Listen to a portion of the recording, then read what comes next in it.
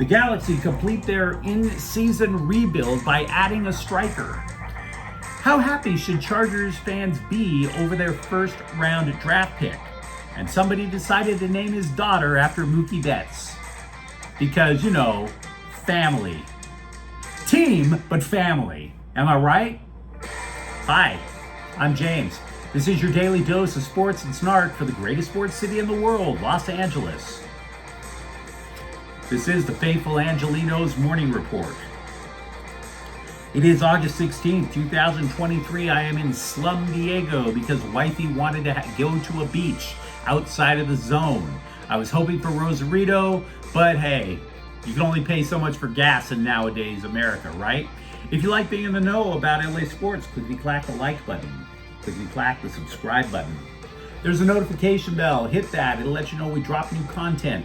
Sharing is caring. Let people know we exist. And comment. There's always good stuff to talk about when it's LA sports. So before we go through the news and notes, look at the scoreboard. Yesterday, Bobby Miller improved 7-2. Kike Hernandez drove in 2 runs in a 5-run 6th inning, and the Dodgers wound up beating down the Brewers 6-2. This is, I believe, their 9th win in a row. The Dodgers have a 9-game lead in the NL West, which means the boat race be on. And by the way, it's a good win because both teams lead their respective divisions. Meanwhile, today, Milwaukee is playing the Dodgers again at 7. Clayton Kershaw is 10-4 with a 2.51 ERA. Wade Miley is 6-2 with a 2.90 ERA. So let's talk Galaxy soccer for a minute. I've been trying to cobble together the best way to put this because the players that they brought in, this isn't Lionel Messi. Lionel Messi goes to Inter Miami and it totally flips everything in MLS on his head.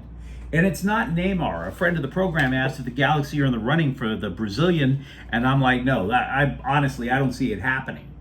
But what I really like about the moves that the Galaxy have made over this break during Leagues Cup, every one of them makes logical. It's logical, it's sensical, and it's a plan. It really strikes to me as a plan, which is something that we really couldn't say was going on during the entirety of the Chris Klein era. The Chris Klein era, and for those of you who don't know, Chris Klein is former club president. He was embattled for a decade. The Galaxy won the MLS Cup 5 times, right?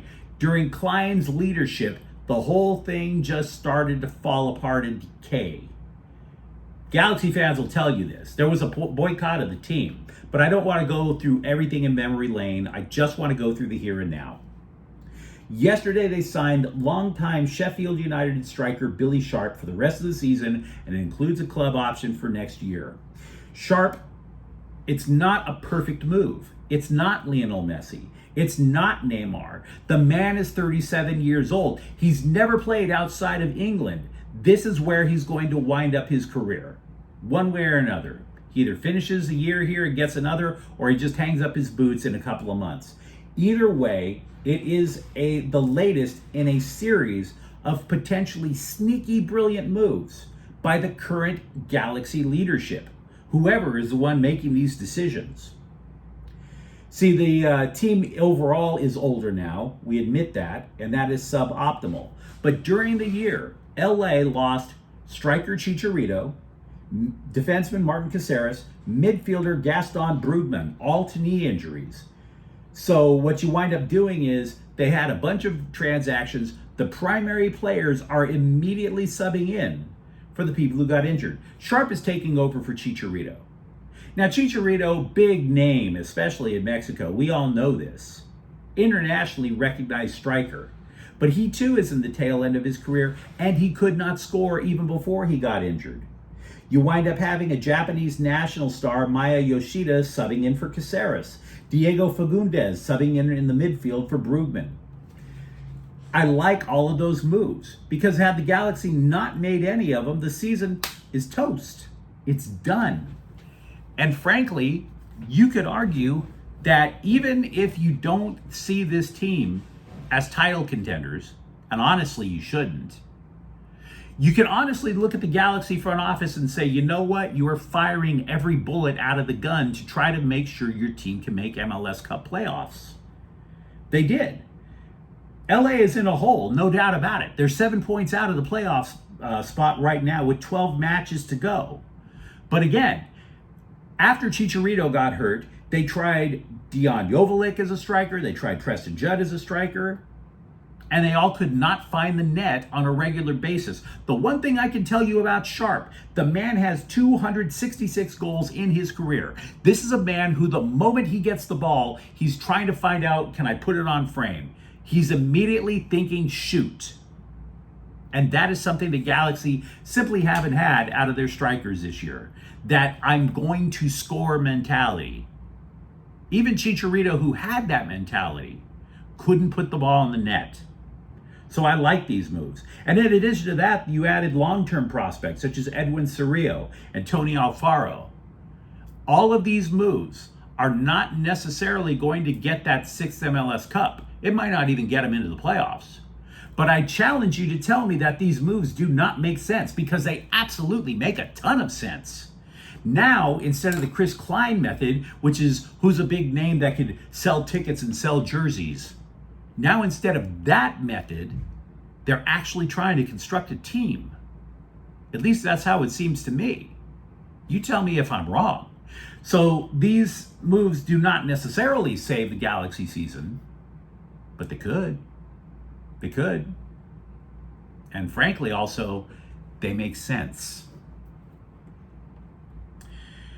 CBSSports.com keeps with its clickbait tradition of grading everything during the NFL offseason. It's getting kind of annoying. They're letter grading winners, they're letter grading losers, they're letter grading free agency, the draft, the this, that, and the other. So their latest is to give a letter grade for every first-round draft pick in their first preseason game. So let's say you're a Chargers fan. Maybe you are, and you're thinking, okay, we had Quentin Johnson, the wide receiver, in the first round. So he had a TD. He also dropped a couple. What letter would you give him? And if you're saying, well, I think that qualifies as a C, that's exactly what CBS did. So why'd you write the article, bro? Even football fans are a little smarter than that. Johnson gets a C for the drops. He didn't get lower because of the touchdown. We all move on with our lives. Why'd you write the article? Speaking of last week's game against the Rams in preseason, we had been talking about the Rams side, about how Logan Bruss had a bad time versus the Bolts. But which Bolt belted Bruss? It would be Chris Rumph. Chris Rumph, a defensive end who really needed this game. Because look, who are the Chargers' starting defensive ends? It's obvious. It's Khalil Mack, it's Joey Bosa, right? And then you remember that the Chargers drafted Tuli Tuipulotu out of USC. Chris Rumph needed that game to make sure that the coaches knew that he still deserves playing time. So good for Rumph, frankly. J.C. Jackson will again test his surgically repaired knee on Thursday in a joint practice against the New Orleans Saints. Having said that, have you noticed something weird? The Bolts seem to be stockpiling players from football leagues that nobody watches. They've added 2 from the USFL's Birmingham Stallions. And they won the league, but I'll be damned if anybody knew that outside of Birmingham, Alabama. They've added cornerback Matt Hankins, last seen with Birmingham. He is the second Stallion Charger, or Charger Stallion, added to the roster. The first was last week, an offensive tackle named Matt Caskey. They also signed a running back named Aaron Shampkin, who played for the USFL's Houston Gamblers. I would be lying to you if I said I knew anything about them. If you think I'm wasting what little free time I have on the USFL, you're begging. Straight up. I wasn't watching that mess. You know, it's never too early to ruin your kid's life. Never too early. Ask my dad about that. He tried his best, God love him. But more recently, a Dodgers fan fulfilled his promise by naming his daughter Mookie if Betts hit a home run. He said so. He had really good seats right behind the Dodgers on deck circle. And he told Mookie, if you hit a home run, I will name my kid Mookie. Betts heard, thought it was funny, and said, don't do that, bro. Your wife wouldn't like that. And Betts homered. Now, the guy did it, by the way. And to be clear, Mookie will be his daughter's middle name. Middle name. And I have to be fair. There are weirder things you can name your kid. I just don't think, for example, that the world needs a homecoming queen named Kelsey Meta World Peace Taylor. I mean, I love my wife, right? I absolutely adore my wife. And I love LA sports. But I would not marry the woman that I adore very much if she was named Magic Johnson. It's not happening.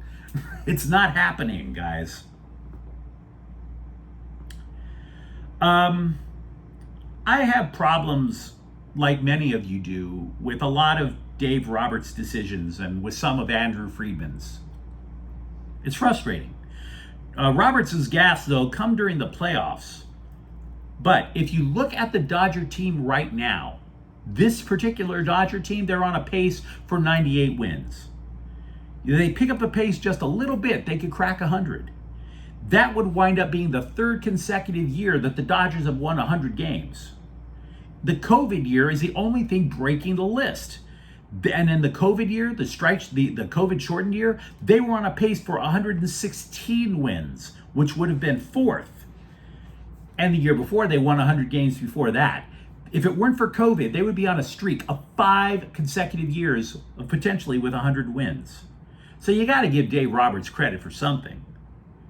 For that matter, I would also argue that since the trade deadline, they are 13-1. 13-1. The whole peaking at the right time thing. Add Lance Lynn to the list of players who's impressed with the Dodger way of doing things. He's 3-0 since coming in a trade from the White Sox with an ERA of 2. He told USA Today, quote, "They just play the game hard. They play the game right, and man, do they win. This is everything I thought it would be playing here. It's like a rebirth for me," unquote.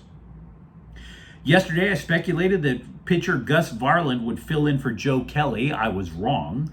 Outfielder Jake Marisnick was placed on the 60-day injured list. Now, this likely ends Marisnick's time with LA. If you recall, the Dodgers have obviously added Kike Hernandez and Ahmed Rosario, so needing Marisnick's bat, not as important right now. Let's go through some other notes now that I'm thinking about it. Nicholas Batum, the Clippers player, his wife tweeted that this season will be Batum's last in the NBA. Batum is a 15-year veteran. He has played in LA since 2020. NHL.com surveyed the minor league landscape and determined that yes, the Kings still actually have prospects, but don't expect many of them to be in the NHL until at least next year. Yes, Brant Clark should make the team, but they listed their top 5 Kings prospects and the other 4. Forward Alex Lafreniere, forward Francisco Pinelli, forward Martin Chromiak, and defenseman Jordan Spence. Better suited for the Ontario Reign right now. So that's the current state, allegedly, of the Kings minor league system. Angel City FC have transferred Allison Swaby, a defense person, to AC Milan. But you let me know what you think in the comments thread. Tell me what your opinion is of the Galaxy front office, even though there's no club president, with the moves that they've made in the post-Chris Klein era. Tell me what you would name your kid if you wouldn't name her after Mookie Betts. And if you enjoyed the content, don't forget to subscribe to Faithful Angelenos. We're talking LA sports every single day here. Thank you for watching. I'm James. We'll be back tomorrow. Faithful Angelenos is a Kian Corte El Queso production. Take care.